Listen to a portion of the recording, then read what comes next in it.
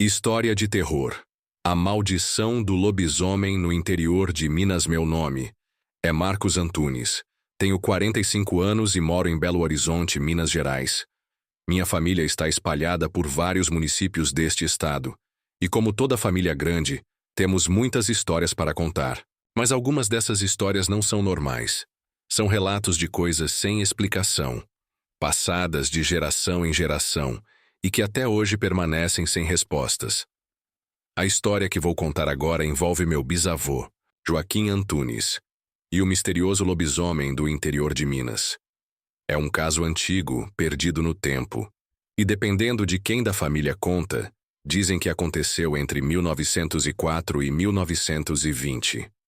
As datas podem ter se confundido com os anos, mas o que aconteceu naquela época nunca foi esquecido. Assista até o final, se tiver coragem. O segredo das terras herdadas era um período difícil no Brasil. Meu bisavô Joaquim era um jovem trabalhador que vivia em um pequeno povoado no interior de Minas Gerais. Ele trabalhava em um bar que servia comida durante o dia e bebida até tarde da noite.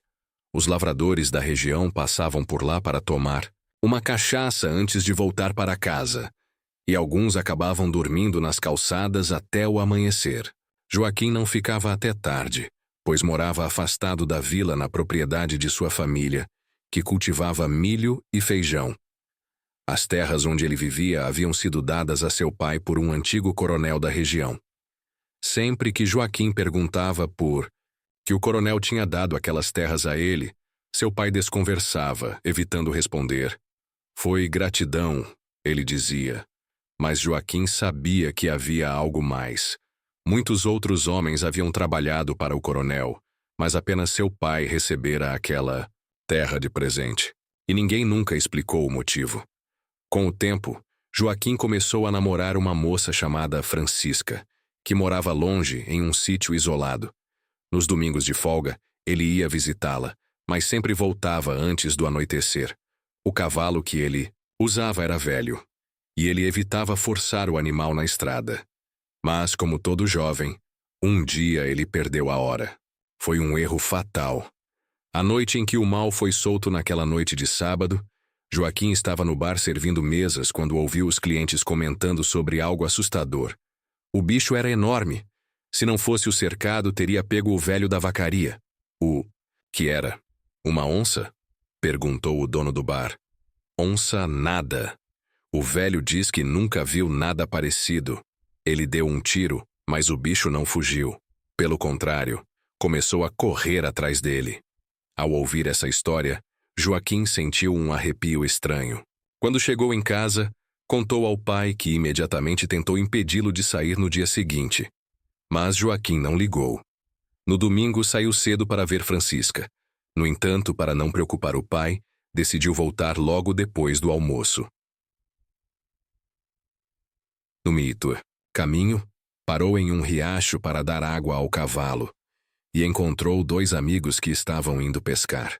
Ficou conversando sem perceber o tempo passar. Quando se deu conta, o sol já estava se pondo. O medo tomou conta dele. Lembrou-se das histórias da noite anterior e subiu no cavalo apressado. Havia duas estradas de volta para casa. Uma era mais longa e passava por algumas casas, enquanto a outra era mais curta, mas cortava um cemitério abandonado. Joaquim nunca gostou de passar por ali, mas o tempo era curto.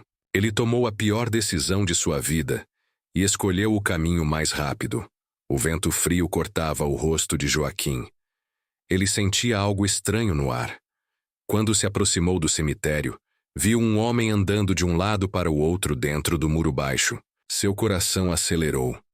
O homem parecia transtornado, como se procurasse algo entre as lápides.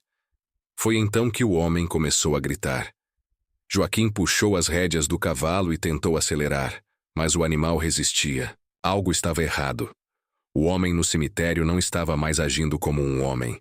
Ele pulava para dentro e para fora das covas, cavando com as próprias mãos. Ou seriam patas. A lua cheia surgiu entre as nuvens, e naquele momento, Joaquim viu o impossível acontecer. O homem se curvou.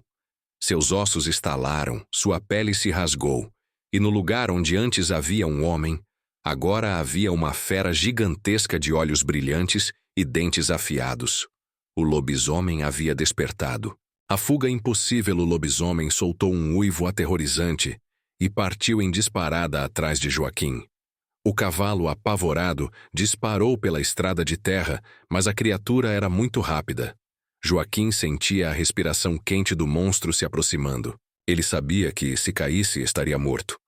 Ao longe, viu a luz de uma lamparina em uma casa isolada. Era sua única chance.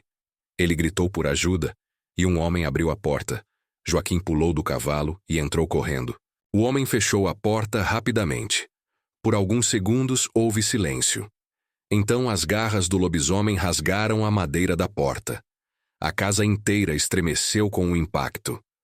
Os moradores se encolheram em pânico. Joaquim segurava uma faca, mas sabia que aquilo não seria suficiente. Os uivos da fera ecoaram na noite, e então... silêncio. O lobisomem havia sumido.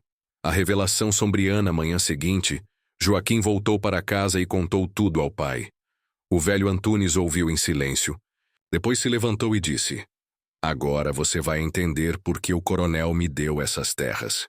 Ele revelou que, anos antes, o coronel suspeitava de um homem que trabalhava em sua fazenda.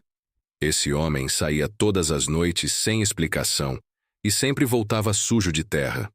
Certa noite, o coronel seguiu o homem e o viu ir até o mesmo cemitério onde Joaquim tinha passado. Lá, ele se transformou. O coronel e os trabalhadores abriram fogo contra a criatura, mas o monstro fugiu. Dias depois, o homem nunca mais apareceu. O coronel, sabendo do segredo que Joaquim agora conhecia, deu as terras a seu pai como forma de proteção. Mas a maldição nunca terminou. Joaquim nunca mais passou pelo cemitério. Mas anos depois, seu filho, meu avô, também viria a encontrar a mesma criatura. A maldição do lobisomem ainda assombra nossa família. E se você acha que essa história acabou, está enganado. Você já viu alguma coisa sobrenatural em uma casa ou floresta? Conte sua experiência nos comentários. Compartilhe com quem ama histórias de terror.